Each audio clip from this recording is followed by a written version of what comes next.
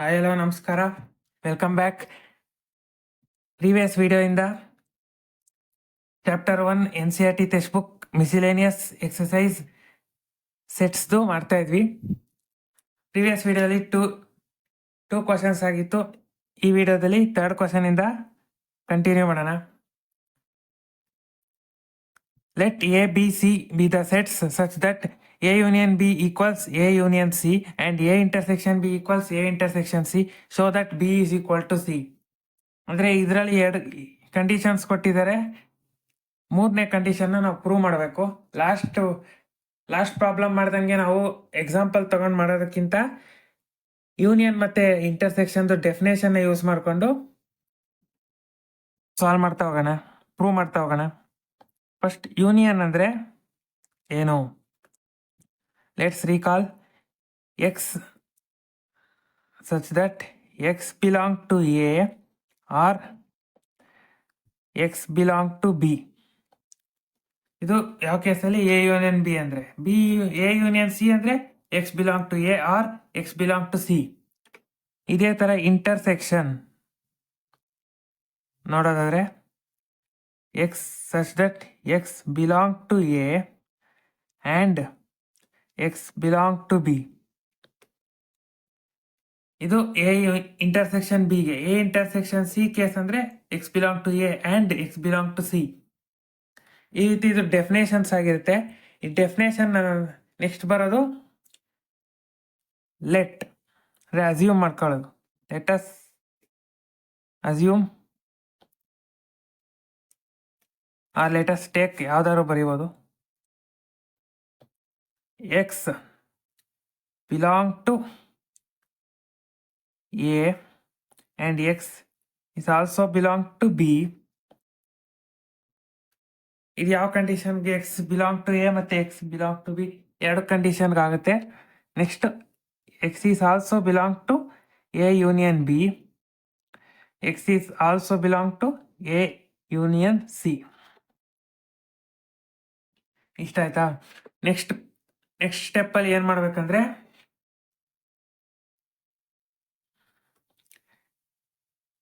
Case 1 ಅಂತ ತಗೊಂಡ್ರೆ first A intersection B is equal to A intersection A ಅಂತ ಕೊಟ್ಟಿದ್ದಾರೆ. ಇಲ್ಲಿ X belong to A intersection B and X belong to A intersection C ಅಂತ ತಗೊಂಡ್ಬಿಟ್ರೆ next solve ಮಾಡೋಕ್ಕೆ easy ಆಗುತ್ತೆ. ಈ ಅಸ್ಯೂಮ್ ಮಾಡ್ಕೊಂಡಿರೋ ಅಂಥ ಇಷ್ಟು ಪಾಯಿಂಟ್ಸ್ ಏನಿದೆ ನೆಕ್ಸ್ಟ್ ಅದನ್ನ ಅಪ್ಲೈ ಮಾಡ್ತಾ ಹೋಗ್ಬೇಕು ಒಂದೊಂದು. ನೆಕ್ಸ್ಟ್ ಏನು ಮಾಡ್ತೀವಿ? A intersection B. A intersection B ಅಂದ್ರೇನು? X belong to A and X belong to B also. ಅದೇ is equal to A intersection C ಅಂದರೆ x belong to A and X belong to C. ಈ ರೀತಿ ತಗೊಂಡಿದ್ದೀವಿ. ಅದೇ ರೀತಿ ಇದನ್ನ next ಸ್ಟೆಪ್ಪಲ್ಲಿ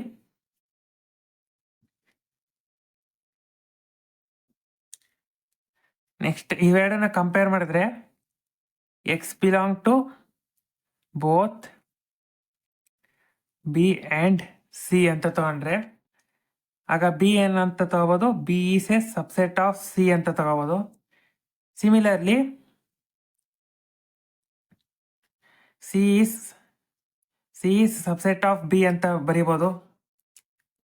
ಇದೇ ರೀತಿ ಯೂಸ್ ಮಾಡಿಕೊಂಡು ಬಿ ಸಬ್ಸೆಟ್ ಆಫ್ ಸಿ ಮತ್ತು ಸಿ ಸಬ್ಸೆಟ್ ಆಫ್ ಸಿ ಯಾವ ಕೇಸಲ್ಲಿ ಆಗುತ್ತೆ ಅಂದರೆ, ನಮ್ಗೆ ಗೊತ್ತಿರೋ ಹಾಗೆ ಸಬ್ಸೆಟ್ ಮತ್ತು ಸೂಪರ್ ಸೆಟ್ಟಲ್ಲಿ ಡಿಫ್ರೆಂಟ್ ನಂಬರ್ ಆಫ್ ಎಲಿಮೆಂಟ್ಸ್. ಅಂದರೆ ಸೂಪರ್ ಸೆಟ್ಟಲ್ಲಿ ಜಾಸ್ತಿ ನಂಬರ್ ಆಫ್ ಎಲಿಮೆಂಟ್ಸ್ ಇರುತ್ತೆ, ಸಬ್ಸೆಟ್ಟಲ್ಲಿ ಕಡಿಮೆ ನಂಬರ್ ಆಫ್ ಎಲಿಮೆಂಟ್ಸ್ ಇರುತ್ತೆ. ಇಲ್ಲಿ ಸೂಪರ್ ಸೆಟ್ ಸಬ್ಸೆಟ್ ಎರಡೂ ಸಬ್ಸೆಟ್ ಫಾರ್ ಈಚ್ ಅದರ್ ಅಂತ ಸ್ಯಾಟಿಸ್ಫೈ ಆಗಿದೆ ಅಂದರೆ ಈ ಕಂಡೀಷನ್ನ ಬಿ ಈಕ್ವಲ್ ಸಿ ಅಂದರೆ ಬಿ ಮತ್ತು ಸಿ ಅಲ್ಲಿ same elements, same number of elements and same elements ಇದೆ ಅಂತ ನಾವು ಕನ್ಕ್ಲೂಡ್ ಮಾಡ್ಬೋದು. Therefore B is equal to C.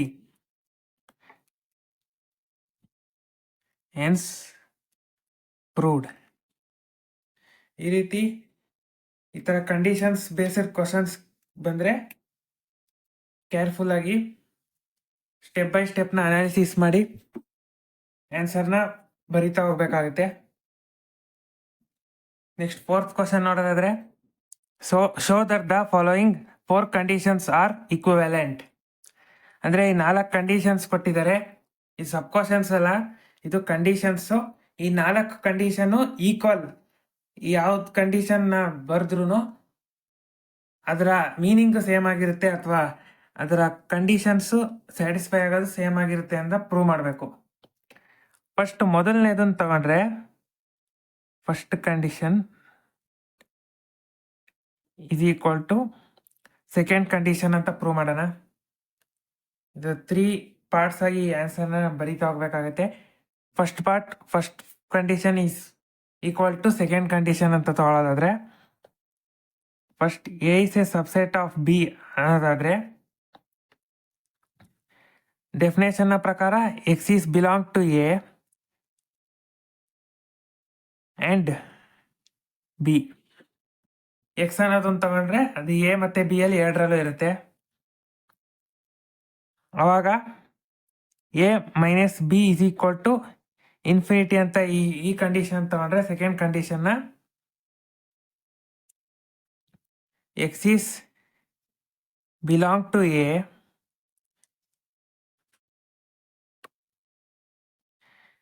ಇದಕ್ಕೂ ಮೊದಲು A minus B is not equal to infinity ಅಲ್ಲ, ಎಂಟಿ ಸೆಟ್ ಅಂತ ತಗೊಂಡ್ರೆ, ಫಸ್ಟು ನಮ್ಮ ಡಿಫ್ರೆನ್ಸ್ ಆಫ್ ಸೆಟ್ಸ್ ಎಲ್ಲ ಆಪರೇಷನಲ್ಲಿ ಈ ಡೆಫಿನೇಷನ್ ನೋಡಿರ್ತೀವಿ. A minus B is not empty ಅಂದರೆ x is belong to A and x is not belong to B ಅಂತ ನೋಡಿರ್ತೀವಿ. ಈ ರೀತಿ x is not belong to B ಇದ್ರೆ A minus B not infinity ಆಗಲ್ಲ, ನಾಟ್ ಎಂಟಿ ಆಗಲ್ಲ. ಆದರೆ ಈ ಸಬ್ಸೆಟ್ ಅಂದರೆ x is belong to both A and B, ಅದನ್ನೇ ಇಲ್ಲಿ ಅಪ್ಲೈ ಮಾಡಿದ್ರೆ ಬೋತ್ ಎ ಆ್ಯಂಡ್ ಬಿ ಆದರೆ ಎ ಮೈನಸ್ ಬಿ ಎಂಟಿ ಆಗ್ಬೋದು. ಏನಿಲ್ಲ, ಸಿಂಪಲ್.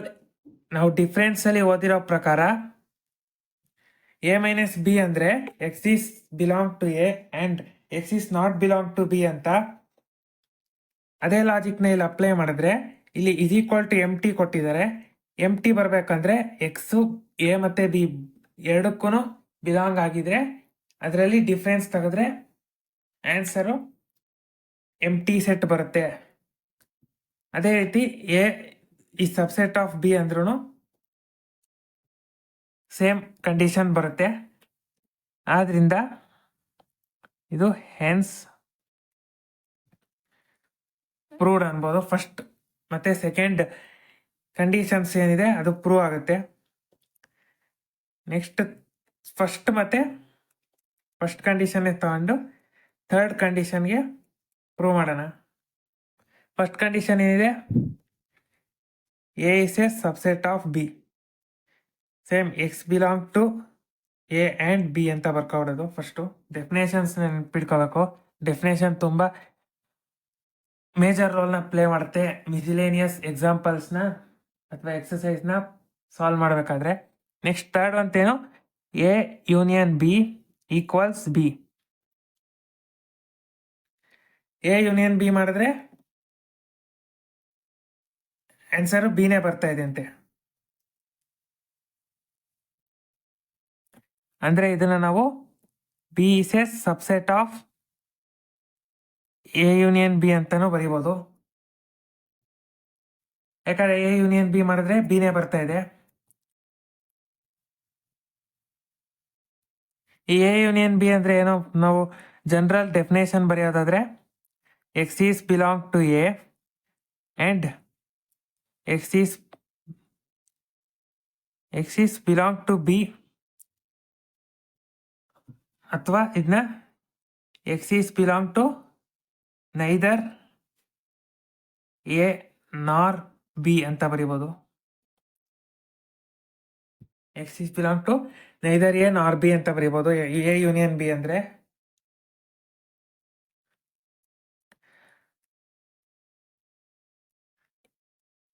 ಇಲ್ಲಿ A union B equals B ಅಂತ ಕೊಟ್ಟಿದ್ದಾರೆ. ಇದನ್ನ ನೋಡಿದ್ರೆ ಬಿ ಸೆಟ್ ಬರಬೇಕಂದ್ರೆ ಫಸ್ಟು ಎ ಅನ್ನೋದು ಬಿ ಸಬ್ಸೆಟ್ ಆಗಿದೆ, ಅಂದರೆ ಎ ಅಲ್ಲಿ ಬಿ ಅಲ್ಲಿ ಕಾಮನ್ ಎಲಿಮೆಂಟ್ಸ್ ಇಂಟರ್ಸೆಕ್ಷನ್ ಮಾಡಿದ್ರೆ ಏನೇ ಬರುತ್ತೆ ಆನ್ಸರು. ಅದೇ ರೀತಿ ಯೂನಿಯನ್ ಮಾಡಿದ್ರೆ ಬಿ ಬರುತ್ತೆ, ಯಾಕಂದ್ರೆ ಇದು ಸಬ್ಸೆಟ್ ಆಗಿದೆ. ಬೇಕಾದ್ರೆ ಇನ್ನೂ ಕನ್ಫ್ಯೂಸ್ ಆಗ್ತಾ ಇದೆ ಅಂದ್ರೆ ಒಂದು ಎಕ್ಸಾಂಪಲ್ ತಗೊಂಡು ನೋಡೋಣ. ಎ ಅನ್ನೋದು 1, 2, ಬಿ ಅನ್ನೋದು 1, 2, 3. ಈ ಎ ಯೂನಿಯನ್ ಬಿ ಅನ್ನೋದು 1, 2, 3 ಬಿಟ್ರೆ 1, 1, 2 ಮತ್ತೆ ಬರೆಯಂಗಿಲ್ಲ, ಯಾಕಂದ್ರೆ ಆರ್ಡರ್ ಮತ್ತೆ ರಿಪಿಟೇಷನ್ ಸೆಟ್ಸ್ ಅಲ್ಲಿ ಅಲೋ ಇಲ್ಲ. ಆದ್ರಿಂದ ಎ ಯೂನಿಯನ್ ಬಿ ಏನಾಗಿದೆ, ಸೇಮ್ ಎಸ್ ಬಿ ಸೆಟ್ ಆಗಿದೆ. ಏನಾಗಿದೆ ಇಲ್ಲಿ ಎರಡು ಕಂಡೀಷನು, ಎ ಸಬ್ಸೆಟ್ ಆಫ್ ಬಿನೂ ಆಗಿದೆ ಮತ್ತೆ A union B is equal to B ಆಗಿದೆ. ಆದ್ರಿಂದ ಈ ಫಸ್ಟ್ ಕಂಡೀಷನ್ ಮತ್ತೆ ಥರ್ಡ್ ಕಂಡೀಷನ್ ಎರಡು ಈಕ್ವಲ್ ಆಗುತ್ತೆ ಅಥವಾ ಈಕ್ವಲೆಂಟ್ ಆಗುತ್ತೆ. ಈ ರೀತಿ ಕಂಡೀಷನ್ ಬೇಸ್ ಮಾಡಕ್ ಬರಲಿಲ್ಲ ಅಂದ್ರೆ ಈ ತರ ಎಕ್ಸಾಂಪಲ್ ತಗೊಂಡು ಕೂಡ ಮಾಡ್ಬೋದು. ನೆಕ್ಸ್ಟ್ ಥರ್ಡ್ ಸ್ಟೆಪ್ ಯಾವುದಂದ್ರೆ first is equal to fourth condition. ಅಂದರೆ A is a subset of B ಅಂತ ತಗೊಂಡ್ರೆ x belong to A and B and A intersection B ಮಾಡಿದ್ರೆ ಆನ್ಸರ್ ಎ ಬರುತ್ತೆ ಅಂತ ಹೇಳ್ತಾ ಇದ್ದಾರೆ. ಈ ಕಂಡೀಷನ್ ಅಂದರೆ ಎ ಇಂಟರ್ಸೆಕ್ಷನ್ ಬಿದು ಇಲ್ಲಿ ಏನಂತ ಹೇಳ್ಬೋದು ಅಂದರೆ A is a subset of A intersection B ಅಂತಾನೆ ಹೇಳ್ಬೋದು.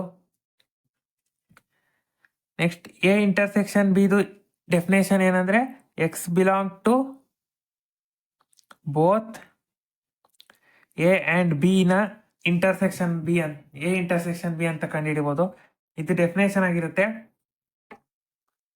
ಈಗ ಬೋತ್ ಎ ಆ್ಯಂಡ್ ಬಿ ಮತ್ತೆ x belong to A and B ಅನ್ನೋದ್ರಿಂದ ಈ ಡೆಫಿನೇಷನ್ಸ್ ಸೇಮ್ ಇದೆ. ಆದ್ರಿಂದ ಸಿಂಪ್ಲಿ ನಾವು A intersection B is equal to A subset of B and is equal to A ಅಂತ ಬರೀಬೋದು. ಈ ಕಂಡೀಷನ್ಸ್ ಇದ್ರೆ ನಮಗೆ ಇದು ಪ್ರೂವ್ ಆಗುತ್ತೆ. ಈಗ ಫಸ್ಟ್ ಕಂಡೀಷನ್ ಫೋರ್ತ್ ಕಂಡೀಷನ್ಗೂ ಪ್ರೂವ್ ಆಯಿತು. ಆದ್ರಿಂದ ಇದು ಸಹ ಪ್ರೀವಿಯಸ್ ಸಬ್ ಕ್ವಶನ್ಸ್ ಥರ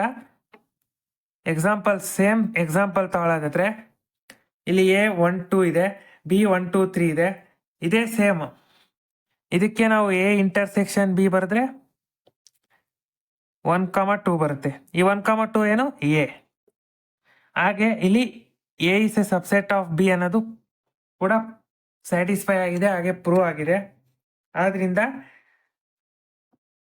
ಈ 4 ಕಂಡೀಷನ್ಸ್ ಏನು ನಾವು ಕ್ವಶನ್ ಅಲ್ಲಿ ನೋಡಿದೀವಿ, ಈ 4 ಸಬ್ ಕ್ವಶನ್ಸ್ ಅಥವಾ ಕಂಡೀಷನ್ಸು ಈಕ್ವಿವೆಲೆಂಟ್ ಆಗಿದೆ. ಫಸ್ಟ್ ಏನು ಮಾಡಿದ್ವಿ, ಫಸ್ಟ್ ಕಂಡೀಷನ್ಗೆ second condition equal, second condition first ಕಂಡೀಷನ್ಗೆ ಥರ್ಡ್, ಫಸ್ಟ್ಗೆ ಫೋರ್ತ್. ಈ ರೀತಿ ನಾವು ಈಕ್ವಿವೆಲೆಂಟ್ನ ಮಾಡ್ತಾ ಹೋಗ್ತೀವಿ. ನೆಕ್ಸ್ಟ್ ವಿಡಿಯೋದಲ್ಲಿ 5th ಮತ್ತೆ 6th ಕ್ವಶನ್ನ ಸಾಲ್ವ್ ಮಾಡಿ ಅಪ್ಲೋಡ್ ಮಾಡ್ತೀನಿ. ಇದೇ ರೀತಿ ಯೂಸ್ಫುಲ್ ಟೀಚಿಂಗ್ ವಿಡಿಯೋಸ್ಗಾಗಿ subscribe to our channel and like this video, share this video to your friends. Namaskara. Thank you. Jai Shri Ram.